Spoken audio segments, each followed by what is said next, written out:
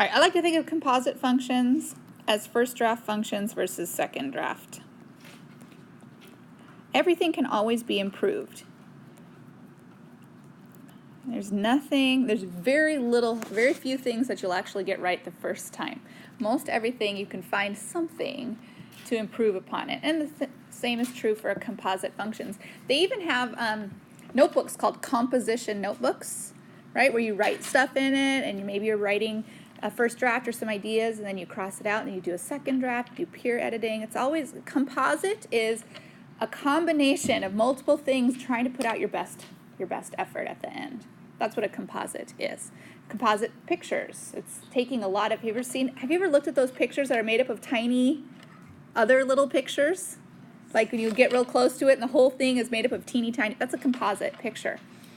Okay, it's a bunch of pictures working together to make something different. And so composite functions look the same. And we use this symbol for composite functions. We use this little open circle G. Do you remember that from before?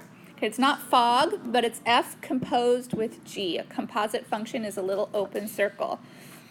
Or we also use the double parentheses method, and that also means composition function, but it's just really first draft, second draft. All right, here's how composition functions work.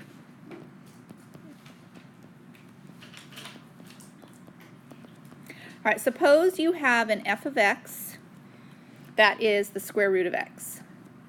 And then you also have a g of x that is x minus 5. Now each of those functions has their own domain. One of them is all real numbers, the other one is not. Which one is all real numbers? G of x, okay, that's all real numbers for its domain. And what about the domain for f of x? It's got to be greater than or equal to something, so x has to be greater than or equal to 0. So they each have their own domain. The way a composition works is you might be given the question, f composed with g, and then you might be given a number, like 8. Okay, first draft, second draft. Think of it that way. The first draft is to take the number 8 and put it into the g function. You do g first. That's like the warm-up. Okay, that's the first draft. So if I put 8 into g, what will I get? I'll get 3. That's the first draft. But you still have f. And then f is the second draft, where you now take 3, not 8 anymore, but you take 3, which was the result, and you put that into the f function. And what will you get for your result that time? The square root of 3. So you start with 8 as your first draft, you put it into the g function, you get a new number, you'll take that number, put it into the f function, get your final number. Does the order matter? If I switched it around and said g of f and start with the number 8, would you get the same or a different answer? Usually different. Let's try it. Okay, so let's start with 8. This time I'm going to put 8 into the f function first as my first draft. Sorry. Can you see better? Okay. What will you get when you put 8 into the f function now first? You get 2 root 2. You get the square root of 8, which is really 2 root 2. Now I'm going to put that into my second draft as my g function, and I'm going to try it again. And I'm going to put 2 rad 2 into the g function, and I get 2 rad 2 minus 5. And so totally different results depending on the order of the composition. Now sometimes they don't give you a number at all. It'll be f composed with g of x. You still start with the g function. The entire g function is what gets plugged into f, not just a number, but the whole thing itself. So that means the entire g function, which is x minus 5, is now plugged into f. It's like a cut and paste. So take what used to be an f, cut it out, cut out the x, and paste in what used to be in G. So what used to be in F was square root x. What I'm doing is I am cutting that out. So I'm literally erasing the x part and I'm replacing it with x minus 5. And I have to extend the square root bar to cover that whole thing. These kind of functions have new domains. When you still have an x left, you have to say what the new domain is. So this function will have something new. Its domain clearly has to use greater than or equal to.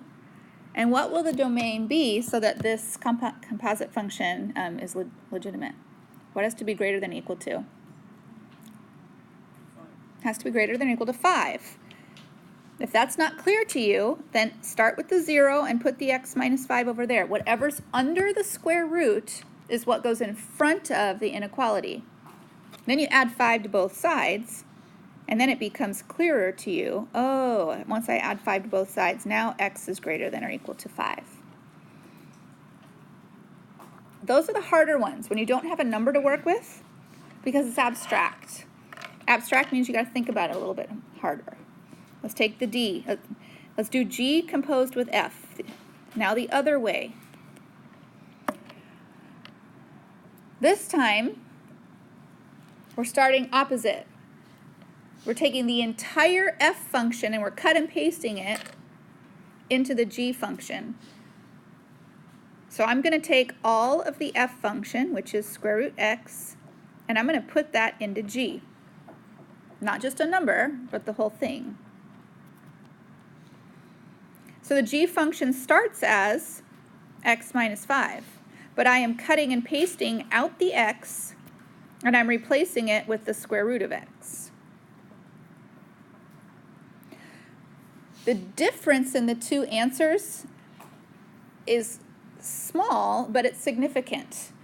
Okay, what is the difference? They both have an x, they both have a square root, they both have a minus 5. What's the difference?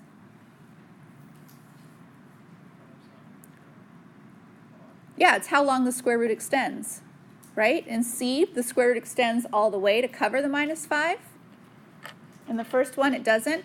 You'll see some, when you get to, not our book, but if you take a math class in college or something, you might see some professors and stuff, they add a little like a little hook thing at the end to show clearly where the end of the square root is, because some people are sloppy in their writing, and it's like, ooh, does it covering, is it not covering?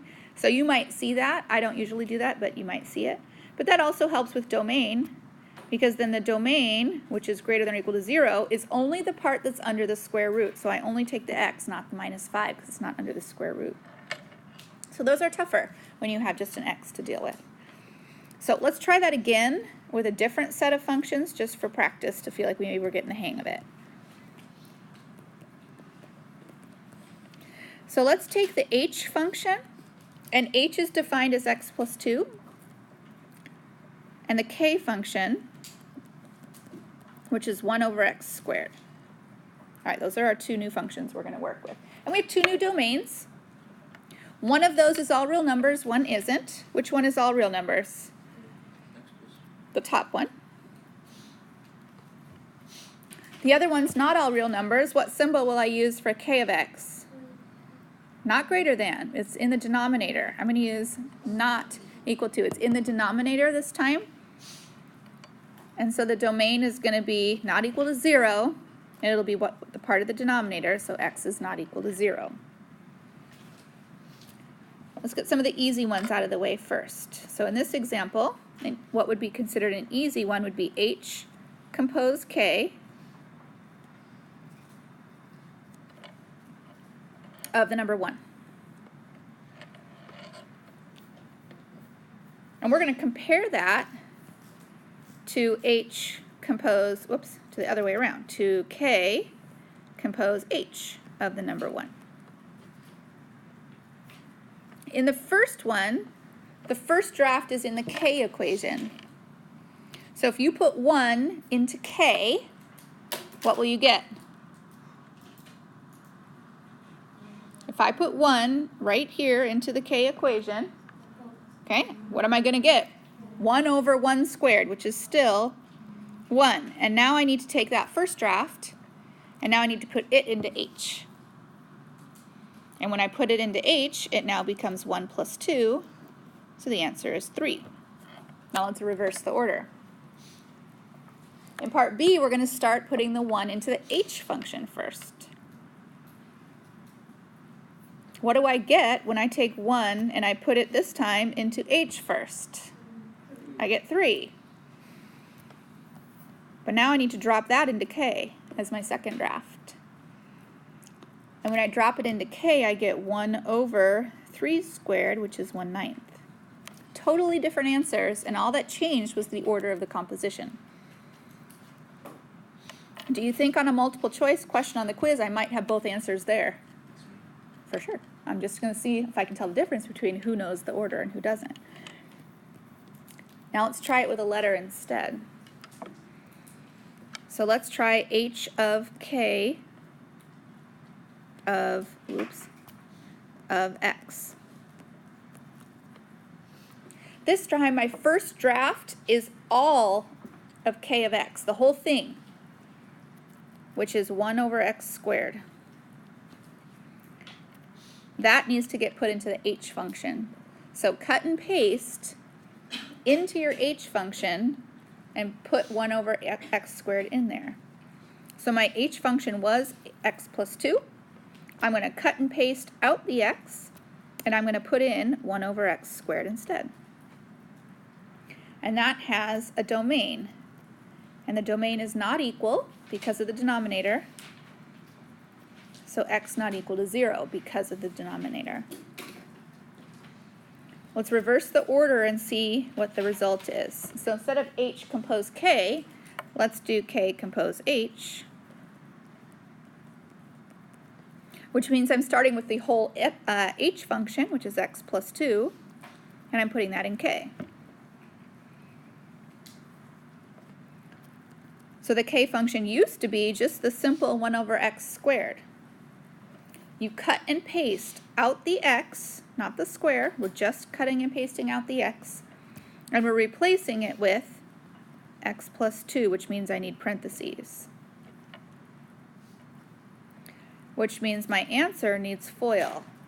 And the FOIL gives me x squared plus 4x plus 4. And this denominator also has the domain. And the whole denominator, x squared plus 4x plus 4, would be not equal to 0. And I solved that with our friend factoring with the star. I'm going to do the star, and I'm going to find out after I've done the star that x can't be equal to -2. That's after you've already done the star to come up with the domain.